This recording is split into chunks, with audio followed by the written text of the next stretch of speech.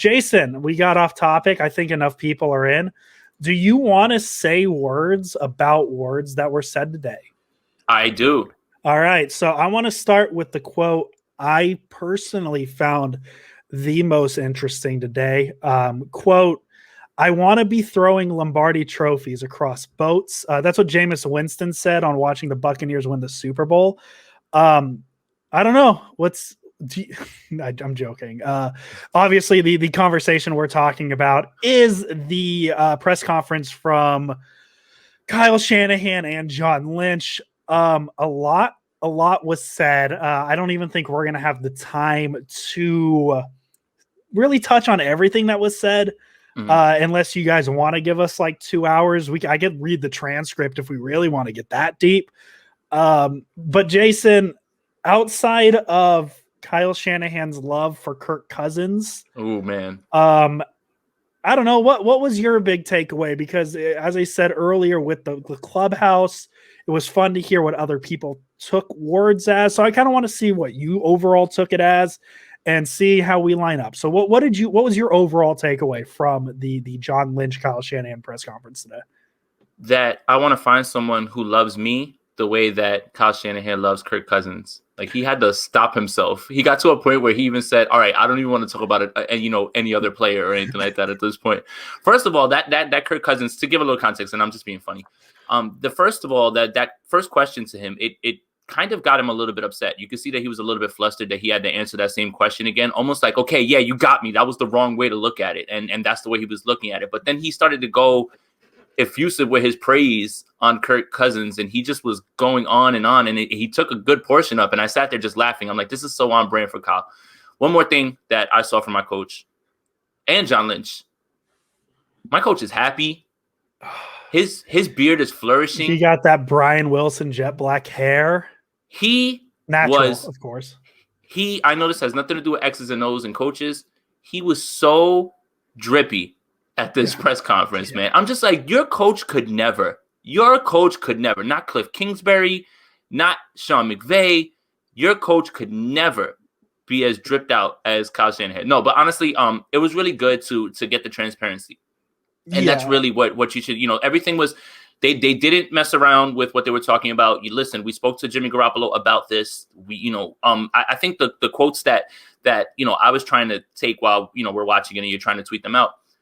The one that really stood out to me was you want a quarterback who can play in the pocket and deliver in the pocket, but you also need him to make outside of the pocket off-schedule throws like Patrick Mahomes. He goes, I think everybody wants that.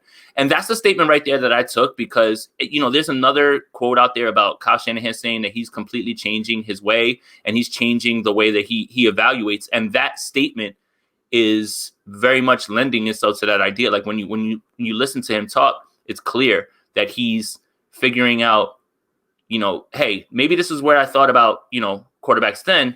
This is what I think about them now based on the game and based on new information. So, yes. Yeah, and you talk on the Kirk Cousins, that's probably worst case. 4 years from now, Mac Jones resides in Greenbow, Alabama, and becomes one of the world's foremost sheep herders with Kyle living in his.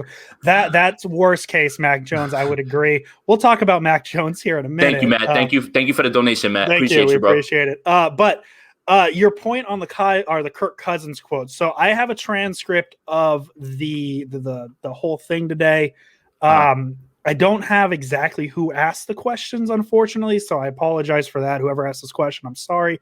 Kyle, there's a perception that your ideal archetype quarterback is Minnesota Vikings quarterback Kirk Cousins, and that's somehow rigid. You said your process has sort of evolved over the years, how accurate a perception of your quarterback has evolved.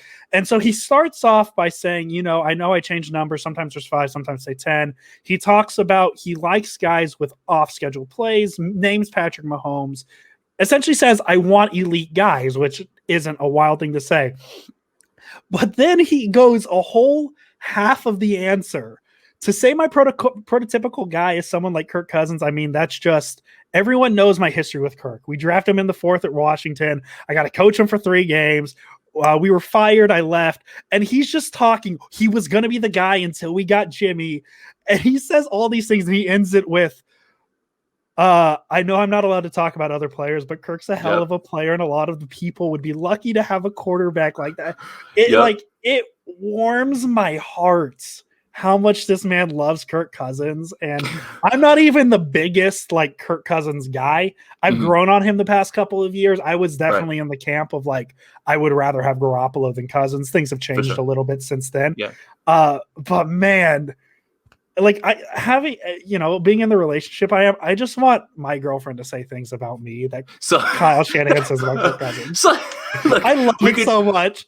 We can get to the serious stuff, but let's just stay on this because it's really funny. It's so fun.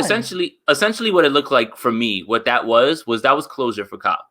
And that's him telling his new girlfriend, it's over. Okay. This is it with him. I'm done. I promise I'm done. This is what I liked about this, and this is it. I'm done, and we're moving on. And I think that's what it really came off as. It came off as like, okay, this is one last time for me to address this. I'm going to stomp this all out because new bay's on the way, whoever it is at 3. So that's really where I was at when, you could tell that the question came up and he was a little not frazzled. He just was upset with it. You could tell that he just like picked his head up and was like, okay, let's just address this now. And he did that. So, I think that it was a moment of closure for him at this point because of all the flirtation with thinking that. But I thought it was really, really, really good that he talked about almost how his process failed him in that draft process because he was waiting, right? And then it leads into that other quote that he says about being at 12 and feeling like you get stuck at the altar. You're left at the altar.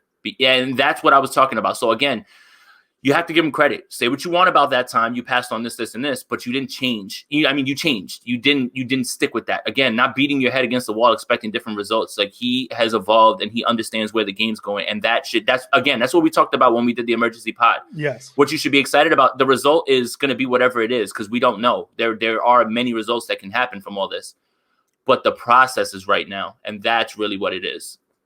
Yeah. That